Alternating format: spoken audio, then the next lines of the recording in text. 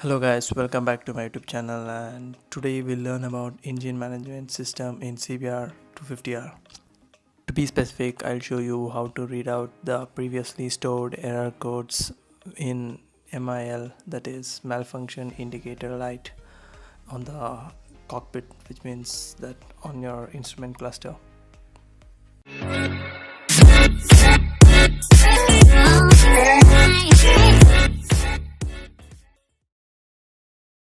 This is the diagnostic chart of Cbr250r. There are 14 different codes and installed in ECM of Cbr. You can see starting from 1, the next one is 7, 8, 9, 12, 21, 29, 54. Now let's get to the bike and see where the diagnostic socket is.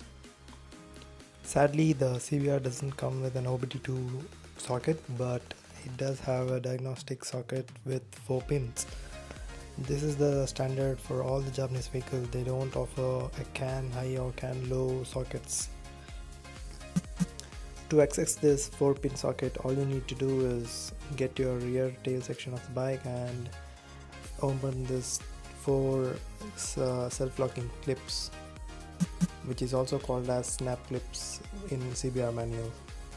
To remove the snap clips, all you need to do is push the center part of this clips so that you hear a click noise, and then the clip will become loose so that you can easily pull it out.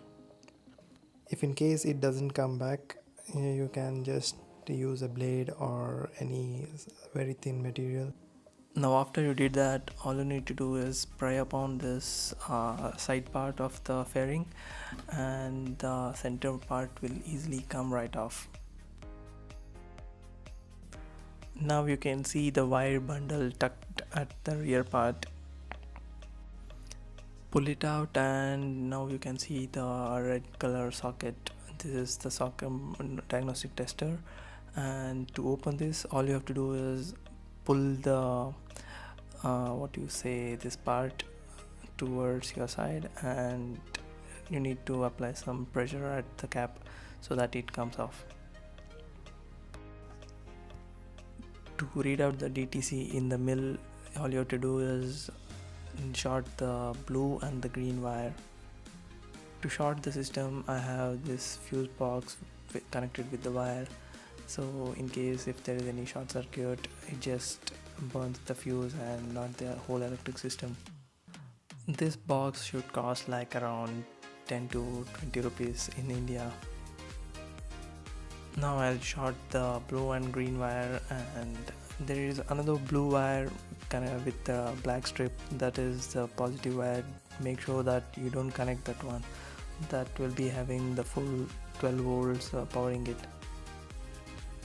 Be very careful with that.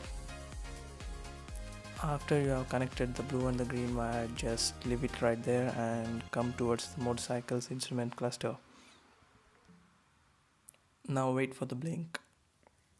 In my case, there is one blink and there is 7 short blinks and also another 8 blink, followed by 1 long blink and 2 short blinks. I'll tell you how to study them.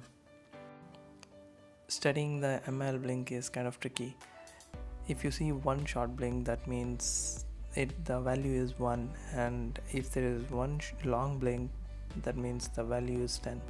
If there is 3 long blink, then the value will be 30, and if there is 3 long blink continued with 2 short blinks, that means the value is 32, and if there is 5 long blink and the consecutive 4 short blinks, that means the value is 54. So that's it. That's how they have maintained the index. Let me get to my case. 1 short blink, that means 1, and 1 short blink, that is another 1, and 1, 2, 3, 4, 5, 6, 7. 7 short blinks means 7, and 1, 2, 3, 4, 5, 6, 7, 8. 8th code, that is 8 blinks, and 1, 2, 3, 4, 5, 6, 7, 8, 9. So 9th code, and one long blink, that means 10, and 1, 2, 3, that is 12, long blink and 2 blink, 1 long blink, 2 long blink, 3 long blink, 4 long blink, 5th long blink, and 4 short blink. That is, the error code is 54. The blink cycle repeats like the blink pattern. After 54 it just came back to 1, and then again 7, 8, 9, and same, the cycle repeats. So that's how the blink system works.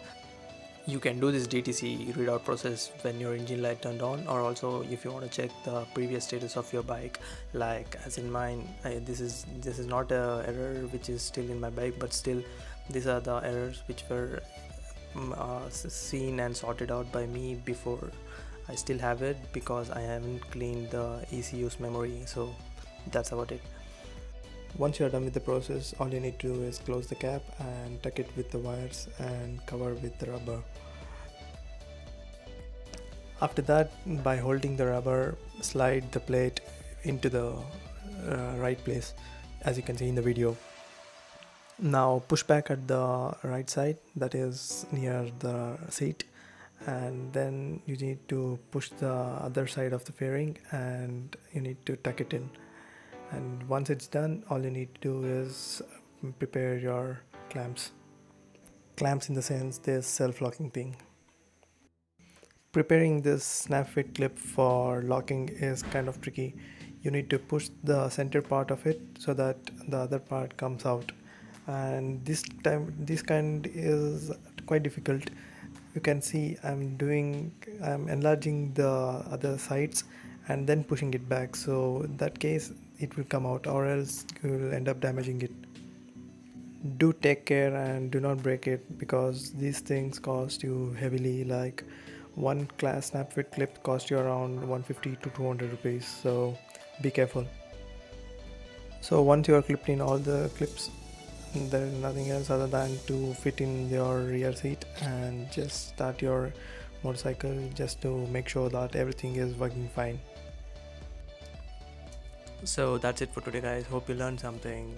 If you want to support me, all you need to do is like and subscribe for my channel. The best part is it doesn't even cost a single rupee. In my next video, I'll show you how to erase the DTC error codes which is stored in the ECM previously. Until then, stay tuned and thank you for watching the video. Take care.